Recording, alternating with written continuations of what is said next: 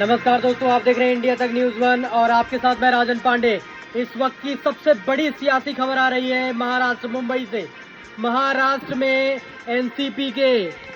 NCP party में टूट नजर आ रही है। कहीं ना कहीं एनसीपी चाचा भतीजे का विवाद अब काफी आगे बढ़ गया है। अभी तक अजीत पवार कहीं ना कहीं किसी भी तरह की विरोधी पार्टियों की बैठक में वो शामिल नहीं हो रहे थे।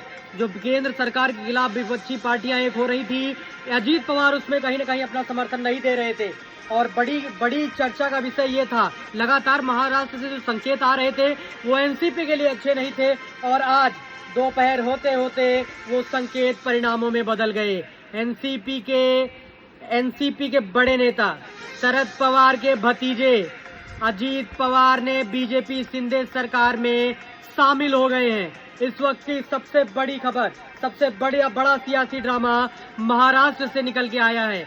महाराष्ट्र में अजीत पवार ने चाचा का साथ छोड़ दिया है, शरद पवार जी का साथ छोड़ दिया है और बीजेपी और शिवसेना जो शिंदे की शिवसेना है जो उसके साथ सरकार बना ली है। और नए जो बड़ी खबर एक और निकल कर आ रही है, शिंदे सरकार में डिप्टी चीफ मिनिस्टर होंगे अजीत पवार। एक बड़ी खबर जो आज निकल के आई है पूरे दिन में। पूरे जो सियासी ड्रामा रहा वो सुबह से चल रहा था और किसी को कानो कान खबर नहीं लगी। इससे कहीं ना कहीं देवेंद्र फडणवीस बहुत खुश नजर आ रहे हैं, क्योंकि 2019 में आपको याद होगा कि सुबह सुबह जब देश जागा भी नहीं था तो अजीत पवार के साथ देवेंद्र फडणवीस ने मुख्यमंत्री के पद के तौर पर और अजीत पवार ने डिप्टी चीफ मिनिस्टर के तौर पर शपथ ले ली थी। आज अब महाराष्ट्र का खेल आप समझिए कि महाराष्ट्र में अब दो धड़ हो गए हैं।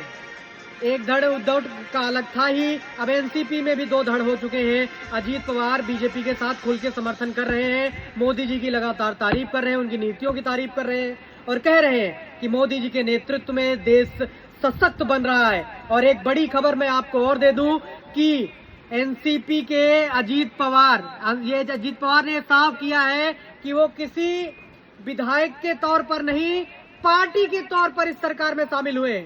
एक बड़ी खबर जो मैं आपको दे दूं कि पार्टी के तौर पर अर्थात एनसीपी का खुला समर्थन है बीजेपी शिंदे सरकार को, अजीत पवार का और एनसीपी का खुला समर्थन है। और ये कह रहे हैं कि अगर ये बात नहीं मानी गई तो वो सिंबल के लिए चुनाव आयोग से भी सिफारिश करेंगे। एनसीपी उनकी पार्टी है और उनका 2/3 बहुमत है, ऐसा अजीत पवार कह रहे हैं। तो कहीं ना कहीं महाराष्ट्र का सियासी खेल ये चलता रहेगा और आप लगातार ये देखते रहेंगे कि महाराष्ट्र कहते हैं सियासत में कोई दोस्त और कोई दुश्मन नहीं होता, कब दोस्ती दुश्मनी में बदल जाए और कब दुश्मनी दोस्ती में बदल जाए। ये एक सटीक उदाहरण बैठ रहा है।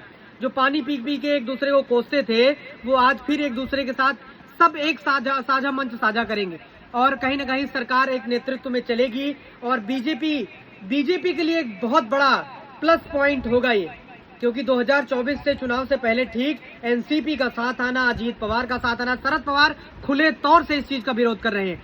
पार्टी में दो फाड़ हो चुका है, इसमें कोई संदेह नहीं रह गया है। आगे स्थिति क्या बनेगी, सुप्रिया सुले अब लगातार शरद पवार जी के संपर्क में हैं, उनसे मिलने गई हैं, क्या स्थिति बनती है इस पे लगातार हमारी नजर रहेगी। तमाम इस स्थितियों को देखने के लिए आप देखते रहिए इंडिया तक न्यूज वन। राजन पांडे के साथ, देश के बुलंद और भरोसे की आवाज। धन्यवाद।